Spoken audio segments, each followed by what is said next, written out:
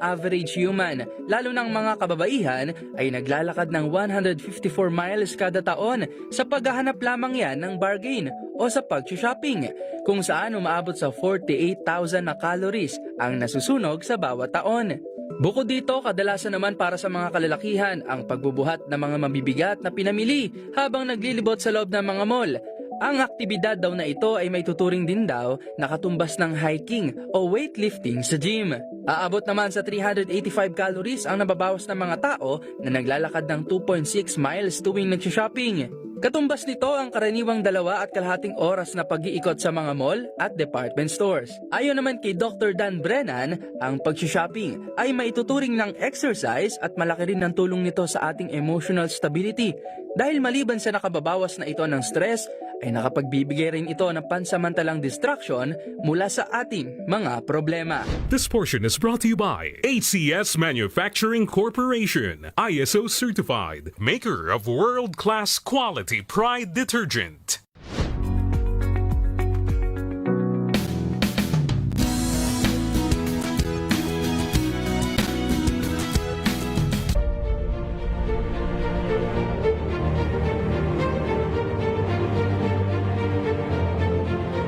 Sa ika-85 taon ng kauna-unahang radyo sa Pilipinas, DZRH. Sama-sama tayo. Isang bansa, isang radyo, iisang hangat na mapabuti ang bawat Pilipino. Sa pagdiriwang ng ika-85 taon ng DZRH. Sama-sama tayo. Una sa Pilipinas, una sa Pilipino. Serbisyong tapat sa'yo, DZRH.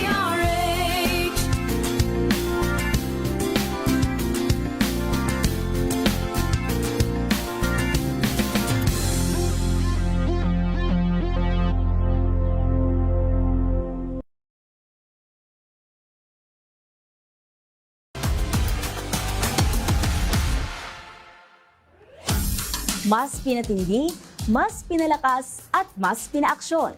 Tuloy-tuloy lang ang paghatid natin ng mga kwento ng mga atletang Pilipino. Ito ang DZRH TV Matchpoint Season 6. Nagsimula sa pangarap hanggang sa maabot ang tagumpay.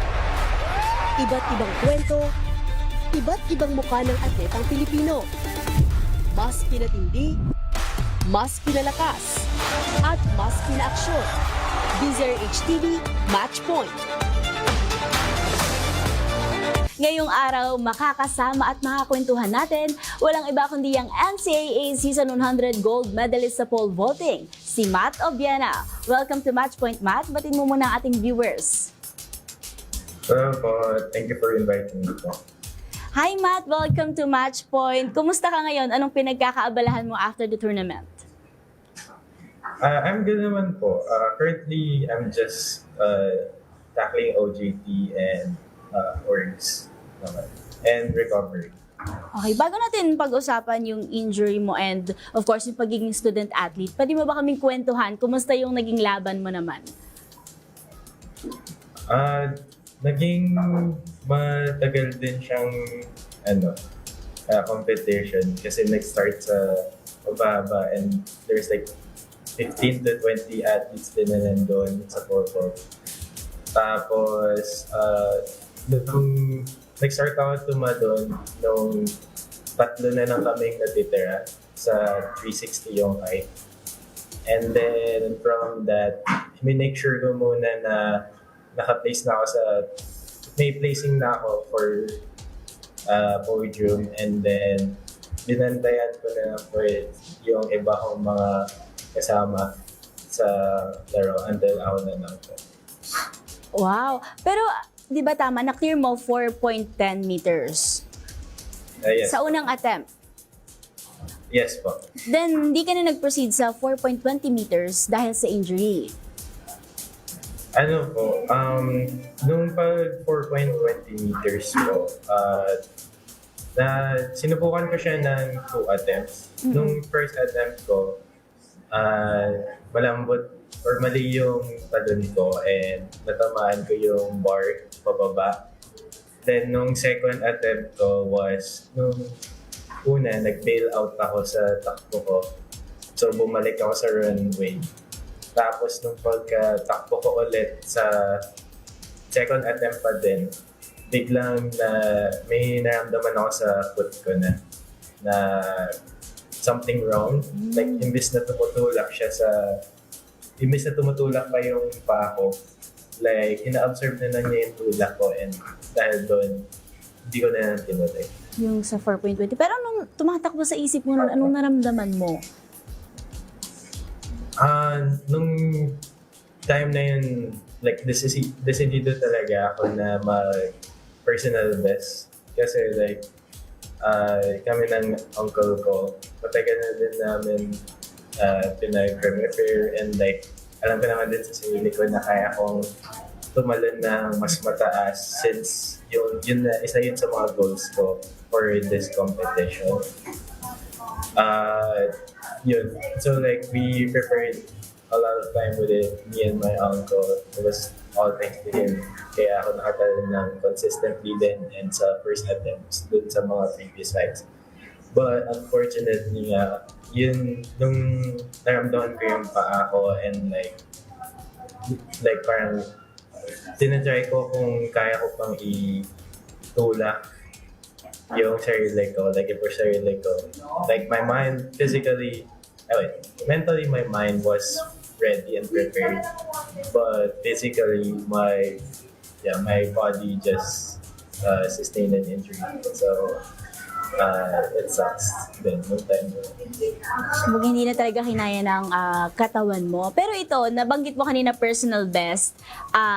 In one of your interviews, sinabi mo na bago ka pumasok dito, bago ka sumalang doon sa tournament, meron kang 3 goals. Yung podium finish, yung personal best, and yung NCAA record. Kumusta naman yung pag-abot mo sa mga to? Ayun nga po. I managed to hit one of the 3 goals, which was, podium finish. I'm really grateful that I got a gold for Letran kasi like, it's been a long while then we're in sa track and field ng Letran. Nagkaroon ng gold medal. So I'm really grateful na for my final year in Letran, I've managed to bring home the big gold. Ayan, For personal... Say, go ahead, Matt. Yung other goals ko, the personal best, ayun, hindi ko siya na-reach, pati yung NCAA record. Kasi my personal best before going into this competition was 4.15 meters. So, kaya after nung attempt ko sa 4.10, nilagay ko siya sa 4.20 or at least, attempting to break my personal record. So, unfortunately, dahil sumakit na yung foot ko, hindi siya na-achieve. Yeah. Still, diba? Sweet pa rin naman yung pagkapanalo mo. Pero itong gold medal win mo na ito, paano mo ba siya madedescribe sa isang word lang?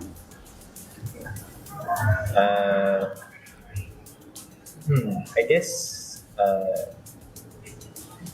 unexpected. Wow. Paano naging unexpected? Kasi, me personally, I don't really experience winning that much. And knowing that the other 2 athletes na like second and third, si John Paul and si Valentin, tinuturuan din ng uncle ko. Like, medyo magkakalapit lang din kami sa talon. So, thank God din na naging consistent ako nung time na yun. Na I managed to get the gold from him. Pero yeah, it was really unexpected kasi yun yung first time na bumalik ako sa NCAA after like not playing last season. Pero ito, let's talk about the Obiena legacy naman. Siyempre, yung Obiena, kilala siya sa athletics, particularly sa pole vaulting. So, sa tingin mo ba, ikaw personally, paano mo na feel sa sarili mo na gusto mong sumunod ba sa yapak ng pamilya mo? I guess it was seeing my dad and my uncle nung bata pa ako, jumping. And then sumunod yung cousins ko and yung brother ko. So nung nakikita ko sila na tumatalon sila, and then they get the feeling na like yung parang lumilipad sila sa air pag ginagawa. Na doon ko na naramdaman din na like, this is something I want to experience then. Like the ability to fly, like a different way of flying, kumbaga. So like, yeah, that pushed me to take up pole vaulting and try that again. So it was all thanks to my dad, my uncle, my cousins, my brother. Pero nabanggit mo na rin si dad at saka si uncle. Ano ba sa tingin mo yung pinakatumatak sa'yo na itinuro nila?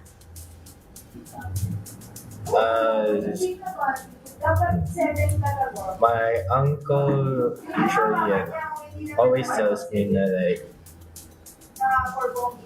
every time na nagte-training kami, he always gives me feedback kagad on what I did good and what I did wrong whenever I jump.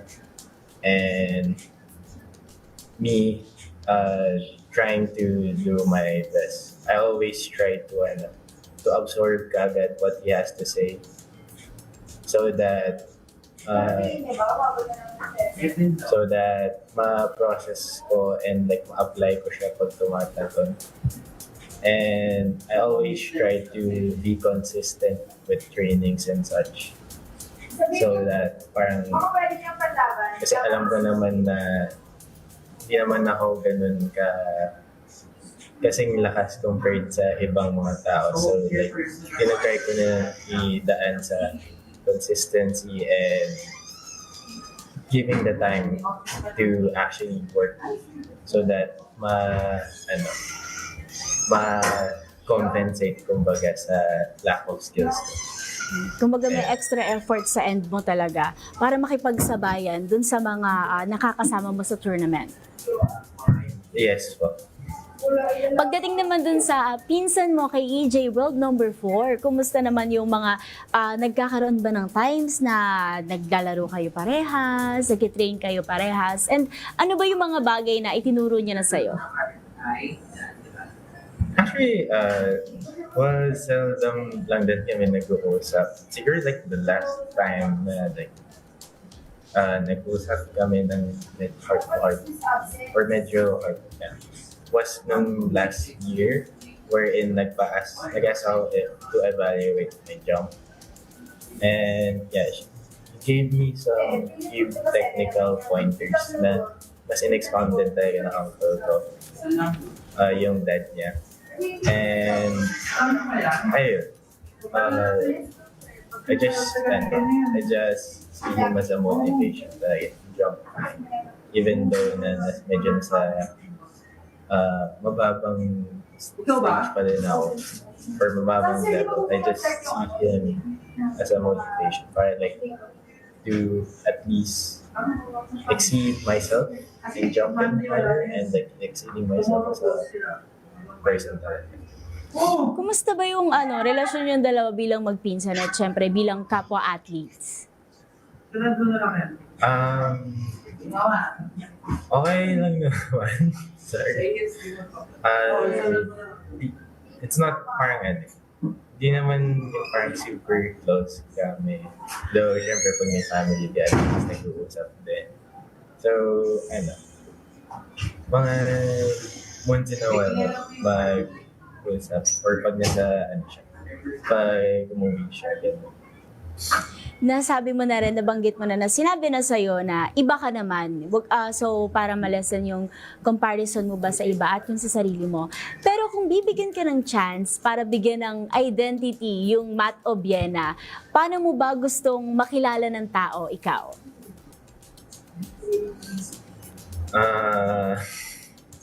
I guess it would be I would be want to be identified as someone that achieved something. Like ako mismo yung achieve nun. And like walang kinalaman sa last name ko or what. So whether it be in sports or in career or in academics, I knew sa sarili ko na na-achieve ko to dahil pinaghirapan ko talaga siya. And like, walang other factors na, or I say, pagka-bias dahil lang sa last name or what.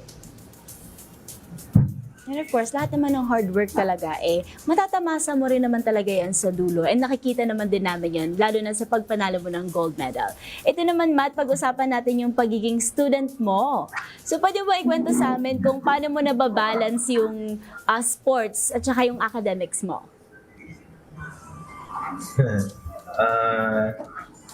Well, right now, actually, sports, academics, and organization. Very active So, school. Yeah. So I guess nababalance ko siya. Usually what I do was like early morning is training, and then late morning to afternoon is for academics, and then usually in between doon I take the time then to set aside for like works and such. Time management talaga, kailangan malaman mo kung paano mo mamamanage and mag-juggle. Kasi hindi lang school, hindi lang sa academics talaga, meron ka pang student leader ka rin. And with that, ano naman yung mapapayo mo sa mga estudyante na hihirapan na maging athlete and mag-excel din sa academics? I would say na every student athlete has different circumstances. That's for sure. But I would say that it's possible naman talaga. It's possible to juggle in between those responsibilities. It's just a matter of having proper time management and discipline rin to make sure that if this is something naman na you don't need to do, don't do it. So just focus on those things that you actually have to do. But then again, different circumstances. What I do might not apply to every other athlete there, but I'm just saying that it is possible din naman talaga. Ito naman, Matt, sa tingin mo, kung ikaw, bibigyan ka ng pagkakataon na makapag-train din abroad, gaya ng pinsan mong si EJ, sa tingin mo, i-grab mo ba yun? Or paano mo ito nakikita? Paano mo nakikita yung opportunity na ito? I mean, if the opportunity arise, I would take it actually. Siyempre, ask ko din uncle ko kung ano yung tingin niya doon. Pero usually naman, if kasama siya, if the opportunity arises, that I would take it talaga. Kasi syempre, it would be new types of learnings and such. And mas magiging mas magiging new experience talaga.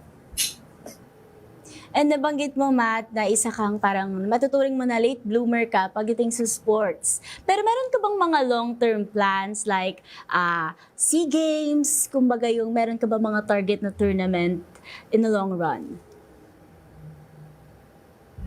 Sa ngayon talaga,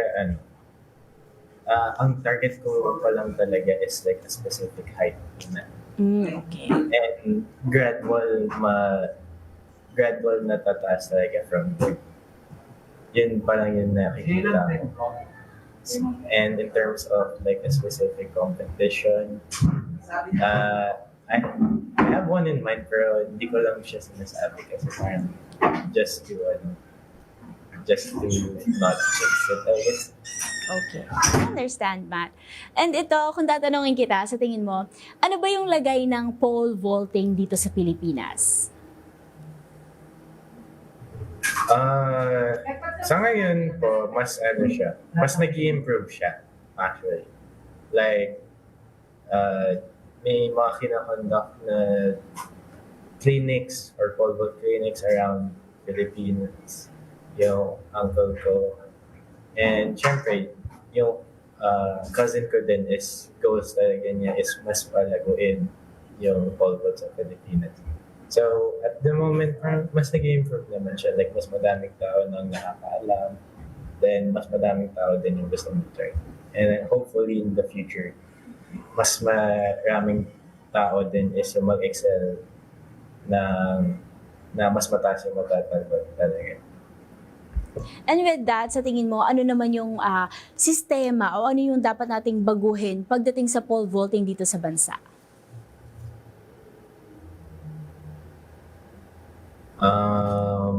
I guess it would be to give it more thought na huwag maging masyadong close-minded na nagfo-focus sa other sports and siguro like to actually give time and the opportunity to it kasi it is not an easy sport and it's an unusual sport. So it would be good if like people gave it a chance talaga to learn it and like to palaguin pa talaga siya. Thank you so much, Matt. Thank you so much sa game na game mong pagsagot sa ating mga question. Pero syempre, hindi pa tayo tapos. Dahil ngayon, meron tayong segment na tinatawag na Match Point Game Mode.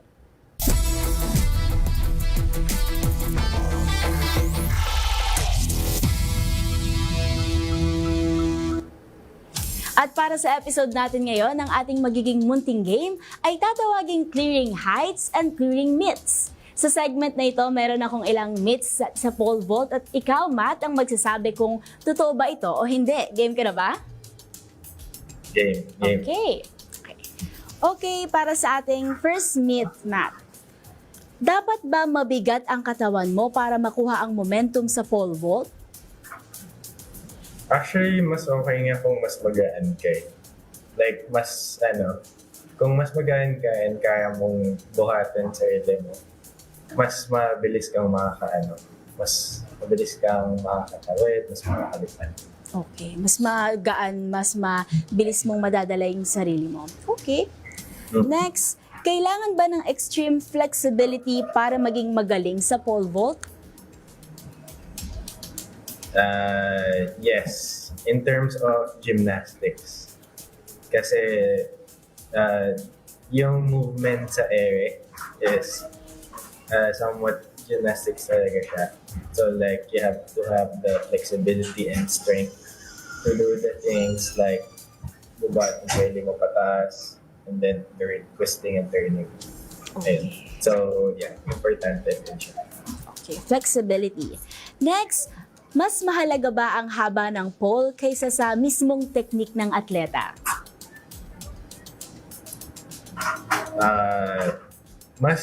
For me, yung technique din. Kasi may madaming mga pole vaulters na foreigners din. And sinabi din ng uncle ko is, kayang tumalon ng mga, kahit maiksi yung pole mo, pero maayos technique mo, kaya mong tumalon na mas mataas. So, kailangan talaga na maayos yung technique mo despite maliit yung pole mo. And kaya mo mag-clear ng mas mataas talaga kaysa sa other people. Okay. Next, pwede bang gumamit ng kahit anong pole sa pole vault? No. Hindi pwede. Anong kailangan gamitin? Kasi, so basically kasi each pole is made up of fiberglass. And each pole, syempre may different na lengths din siya, different na haba, tapos different din na bigat. Ang kailangan mong gamitin na pole, or the pole that you have to use is dapat akma sa bigat mo, sa capability mo. Kasi kung masyadong malambot yung pole para sa'yo, pwede siyang mabalik. Kung masyado naman siya mabigat para sa'yo, pwede kang ikaw yung ibalik sa runway imbes na itulong ka niya makatalon. Okay. So, hindi basta-basta pole ang dapat mong gamitin. Dapat akma mismo, dun sa mismong atleta. Thank you, Matt. Next, mas mabilis kang tumakbo, mas mataas ang talon mo. Yes. Oh.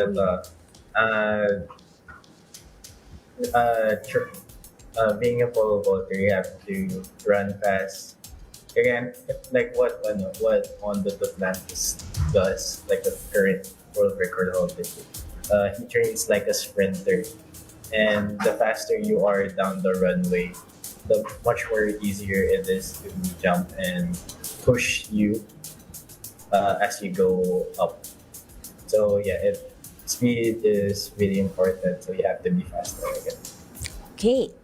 Next, dapat bang perfect lagi ang take-off mo para manalo? Ideally, yes. Kasi kung perfect yung take-off mo, domino effect yan sa kung ano gagawin mo sa ere. So like, if perfect take-off mo, perfect yung bend mo ng pole, yung pag-swing mo sa taas, pag-invert, and then yung pag-push. So, Next, kapag hindi mo na-clear ang height sa first attempt, wala ka ng chance. no. Pag na-clear, each height you go through, you have 3 attempts to clear it. So, if you clear it at the first attempt, then you can rest and go to the next height. But if you didn't clear it at the first attempt, you still have 2 more attempts to go over the bar. Okay? Next, mas mataas ang personal best mo, mas madali kang manalo. Tama ba yun? Yes. Kasi kung mas mataas ang personal best mo, syempre mas magiging confident ka and mas magiging consistent ka sa mga lower heights na if ever. So like mas confident ka na nasa starting height pa lang ito, kaya mong talunin yun kaagad nang walang kahirap-hirap. Kasi mas mataas naman na yung natatalon mo na usual. So higher personal best would result to much consistent jumps with lower heights. Okay. Ito, mas madalas ang injury sa pole vault kaysa sa ibang track and field events.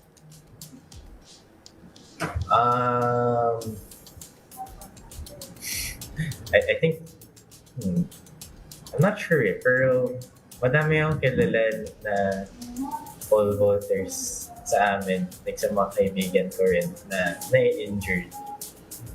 Pero unintentional. Siguro kung like mali yung pag-landing mo or mali yung galaw mo, mas magiging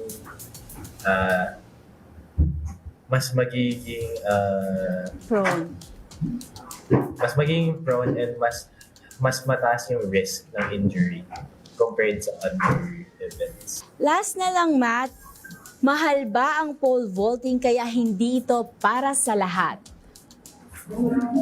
Yeah, true. Mahal talaga siya. Kasi like, each pole would range starting from, I guess, 25K. Like, yun yung mga starting high prices ng mga bagong poles nila. Tapos, besides dun sa poles, you have to also have the venue na kung saan ka tatalon, which is yung pole vault pit. And sa Pilipinas, konti lang naman yung ganun dito. Tapos, ayun. Basically, yun talaga. Yung pit tsaka yung poles talaga. Yun yung nagpapamahal talaga siya sa kanya. Thank you so much, Matt. Thank you so much sa game ng pagsagot sa ating mini segment lang naman. Huli na lang, may gusto ka bang pasalamatan o may gusto ka bang i-plug? For, of course, para supportahan ka ng ating viewers sa iyong mga following tournaments. Go ahead, Matt. Wala man po. Firstly, I'd like to thank my uncle, Emerson, for guiding me through this recent competition and continuously guiding me. If it wasn't for him, I wouldn't be able to win the NCAA season 100. Then, secondly, is my parents, my dad, and my mom. Like, kung hindi dahil sa dad ko, hindi din ako mapapasa sa pole vault in the first place.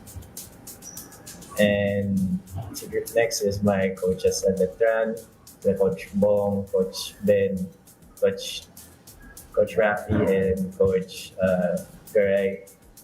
Like, nung time na yun, they took a chance with me nung senior high pa ako, and even though it took 7 years to do it, I managed to bring home the gold sa Letran.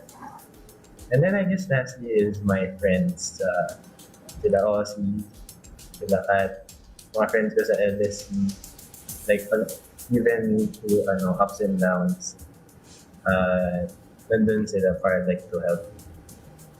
Ayun lang naman. Thank you so much, Matt. Thank you so much sa time na ibinigay mo sa amin dito sa Matchpoint. Maraming salamat. Thank you po. At syempre, sa mga patuloy na sumusubaybay sa ating programa, marami pa tayong kwentong ihahatid na tiyak, kapupulutan ng inspirasyon at aral sa mundo ng palakasan. Ako po si Millie Borja, hanggang sa susunod na linggo, kwento ng atletang Pilipino, dito lang sa DZRH TV, Matchpoint.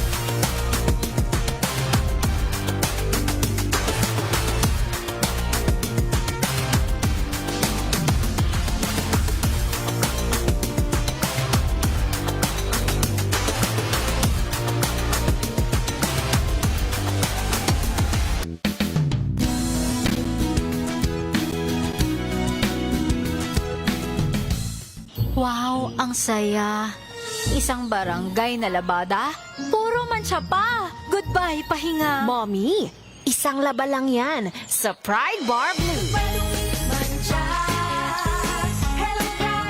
May powerful stain-away enzymes na malupit sa dumit mancha. At di masakit sa kamay. Isang laba lang yan. Hello, pahinga. Hello, Pride Bar Blue. ACS. Maulan man, no worries na amoy kulog ang damit. Charm Fab Con. Bangong kumakabloom. Tanggal amoy kulog sa bango ng charm. Kaya gamit ko, Charm Fab Con with Bloom Fresh technology. Kills 99.9% of kulob-causing bacteria. May aroma burst pa of thousands of flowers and berries. Ang sampay sa loob, no amoy kulob. Bangong kumakabloom sa charm. Charm Fab Con. ACS. Ano ang gusto mo mabago sa buhay mo? Nagtapos ako ng accounting, pero hindi ko natupad ang pangarap kong trabaho. Sabi ninda, milita dai ako nakatapos. Iro daani. Sa bagong boses sa Senado tayo, Camille Villar. Sa negosyong naitayo, libo-libong trabaho ang nabigyan sa Luzon, Visayas at Mindanao. Ngayon, isusulong ang mga trabahong akma sa pinag-aralan at maipagmamalaki mo kay Camille Villar.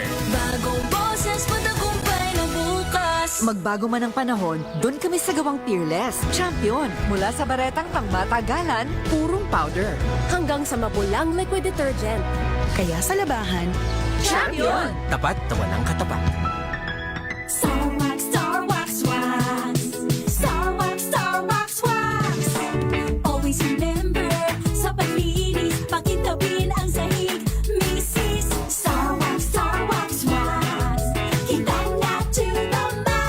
Starwax, ang #1 floor wax. May waterproof formula. Buhusan man ang tubig, balikin tabang sahig. Star Wax, Wax. Tinang na to the max, max, max. ACS. Magbago man ang panahon, doon kami sa gawang Peerless. Champion! Mula sa baretang pangmatagalan, purong powder. Hanggang sa mapulang liquid detergent. Kaya sa labahan, Champion! Tapat, tawanan katapat. Ano ang gusto mo mabago sa buhay mo? Meron po kaming kahit po maliit lang, basta maayos na tahanan. Nung bata pa kami, nasanay na lang din kami na nakikitira lang talaga. So itong pong bahay namin ngayon, pag umuulan, tumutulo siya kahit saan na parte. Sa bagong boses sa Senado tayo, Camille Villar. Isusulong pa ni Camille ang pabahay program para sa mas seguridad na pamumuhay ng mga pamilyang Pilipino. Napakalaking blessing na hindi ko po inaasahan. Dahil din po kay Miss Camille. Kay Camille Villar, Bagong boses, magandang bukas. Magbago man ang panahon, doon kami sa gawang Peerless. Champion! Mula sa baretang pangmatagalan, purong powder. hanggang sa mapulang liquid detergent. Kaya sa labahan, Champion! tapat, tawanan katapat. Hello, Washi! Laundry day na naman! Yay! Anong meron? Mancha ng chocolate, putik,